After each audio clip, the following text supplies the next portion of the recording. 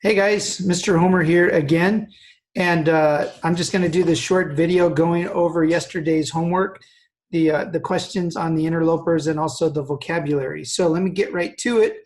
Share the screen here. Here we go, and here's the document. And where did it go? See, here we are again, and all right, hey, I'm back. Okay, guys, so let's get right into question number one. Write a quote that demonstrates the omniscient, all-knowing narrator. Now, to remind you of what you probably studied at the beginning of ninth grade, is there are three types of narrators.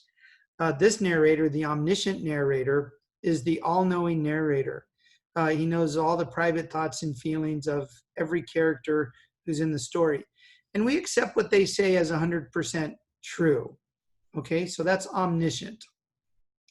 The next kind of narrator is the first person narrator, and that is where one of the characters in the story is the narrator, and he's telling the story from his or her personal perspective. That's first person.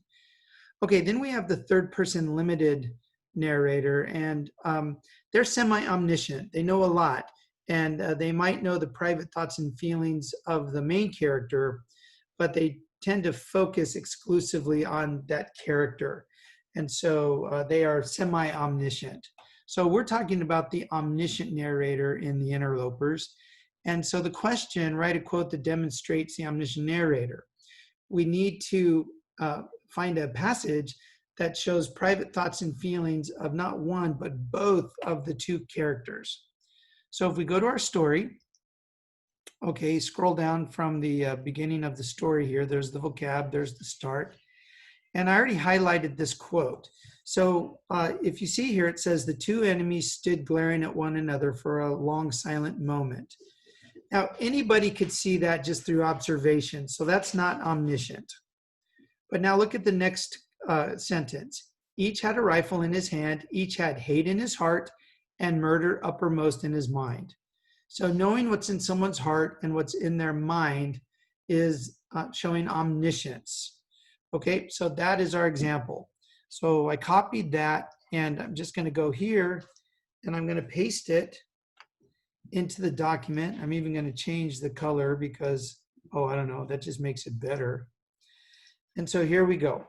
This passage right here shows that the narrator is omniscient or all-knowing. Okay, question number two. At the beginning of the story, both men are out hunting on a stormy night. Who or what are they hunting? Well, Georg Znaeum is the first guy we meet, and he's out mostly hunting the roebuck, so like a big deer-like object. So they're hunting.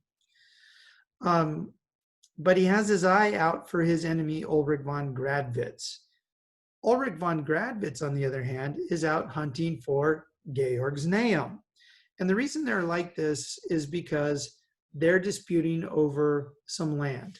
Their properties are right next to each other, and there's a strip of land that both claim to be theirs. Now, the story tells us that they went to court, and the court decided with Ulrich von Gradwitz. So legally, it's his land. But Georg Znaeum and his family never acquiesced to that, and so they've been hunting on it ever since. Well, Ulrich von Gradwitz considers that poaching, and so he is trying to catch him. And if he catches him, he can kill him because he's trespassing on his property. Nice guys, huh? All right, so anyway, they're out hunting various things. And yeah, mostly looking for each other, though. That's the main answer. They're hunting for each other. Okay, question number three. What circumstances take place that allow the two enemies to become friends? Well, they see each other, nobody's around, and it's their opportunity to shoot and kill each other with no consequences, probably. And but they're civilized men. I mean, down deep, they're not murderers. So they both hesitate. And in that moment of hesitation, lightning strikes a tree falls down on both of them, and they are both pinned to the ground. Now, even though they are enemies, Ulrich von Gradwitz starts to feel a little bit connected to Georg Znaeum. They're neighbors, they're pinned under the tree, they're both in a bad way. And Ulrich von Gradwitz says, hey, if I could reach my wine flask, would you like a little wine? Well, that leads to them talking, basically seeing each other as humans. And finally, they decide that they're going to become friends. And then they start to think about how cool and how interesting and how stunned everybody would be if these two lifelong enemies became friends. And so they decide that they want to do it. And they both wish that their men could get there first to show that they're really serious and save the other guy, rescue the other guy first.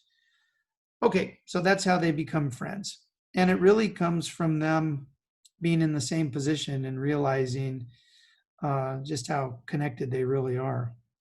But they also realize that the piece of land they're fighting over with is just a worthless piece of land. All right, moving on to number 4. What does the author Saki do at the end of the story to build suspense? Well, both men, like I said, are waiting for their guys to come so that they can rescue the other one first as a show of solidarity, right? And a show of their new friendship.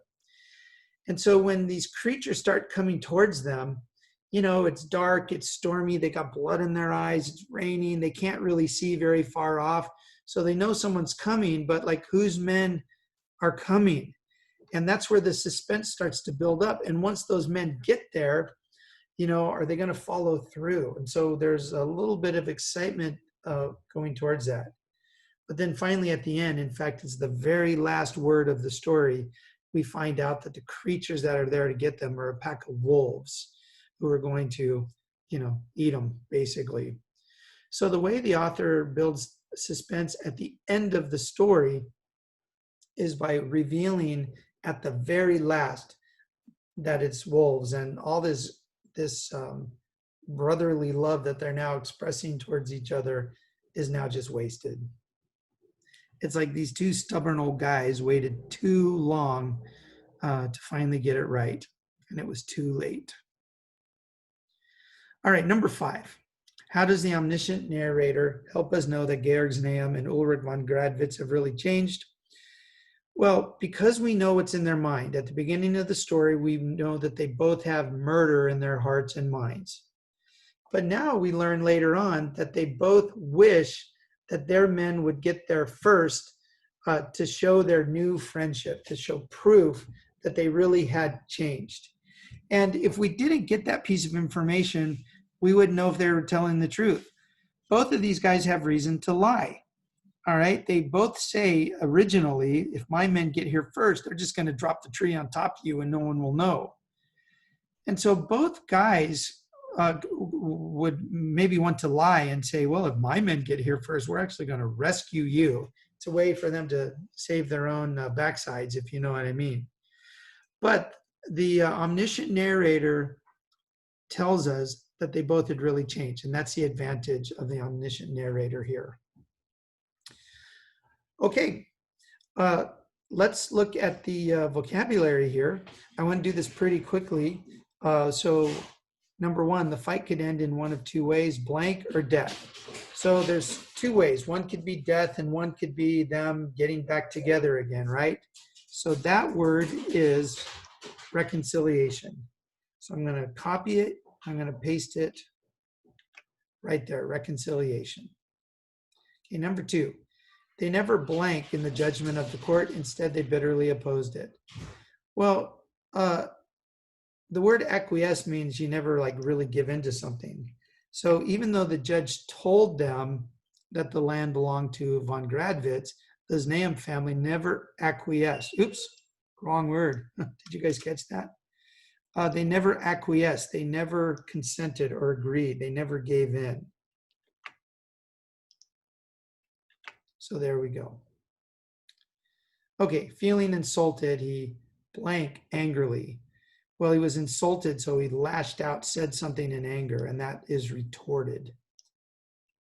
So when you retort, it means you say something in return. So he retorted angrily. Okay, number 4. When he heard about his enemy's death, he sent blank to the widows. So when someone dies, typically you send, some kind of nice words to the family to try and help them, feel loved and all that stuff. So that word is condolences. It's basically you're saying you're sorry for their loss. So when he heard about his enemy's death, he sent condolences to the widow. All right, number 5, the wooded slope was a vertical cliff and hard to climb. So it was really steep.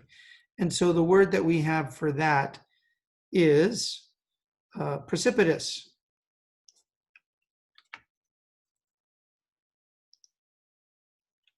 So in this context, it means just really, really steep. Okay, number 6, the man kept a sharp lookout for a blank who might be prowling through the woods. So this is some kind of bad thing or bad people going through the woods. So if we look at all these words here, the worst kind of person you can be here is marauders. Marauders are like pirates or raiders. And I don't mean the football team raiders. I mean people who would go in and raid cities like Vikings or something like that. So those would be the marauders.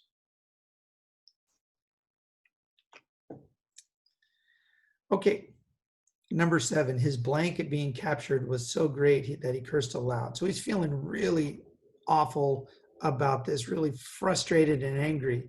So the word here is exasperation. He's just at his wit's end. So his exasperation at being captured was so great that he cursed aloud. Okay, then we have number 8. Although not religious, his words were. Okay, so he wasn't religious, but his words had a religious feel about it. That's the context of the sentence. And really the religious word we have up here is pious. If someone is pious, it means they're really good, they're really, holy, that kind of thing. And so let me copy it. So even though he was not religious, his words were pious. So he was still really good, and he spoke in a pious way.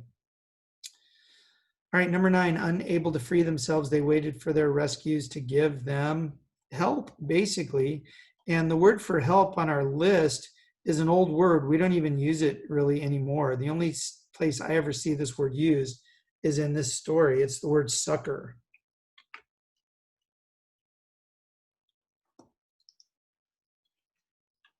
All right, so unable to free themselves, they waited for rescuers to give them succor. All right, number 10, after hours of hard work, he felt a great blank, and this exhaustion lasted all day. Okay, so the word that goes in the blank, if you look at the context, it's related to exhaustion. It's this blank caused this exhaustion. And so the word we have here is languor. All right. So it's when you're just so tired and exhausted from heavy, heavy labor. All right, so those are the 10 vocabulary words. I understand some words like succor and languor you're probably not going to ever use, but pretty much everything else on that list are just good solid words for you to know. So look those over and try and add them to your speaking and your writing vocabulary. I think they're worth it. All righty, so that's it for today. I just wanted to go post this so you could go over your homework on your own. If you guys have any questions, of course, you can always contact me, shomer@dusd.net. And hey, I'll talk at you later.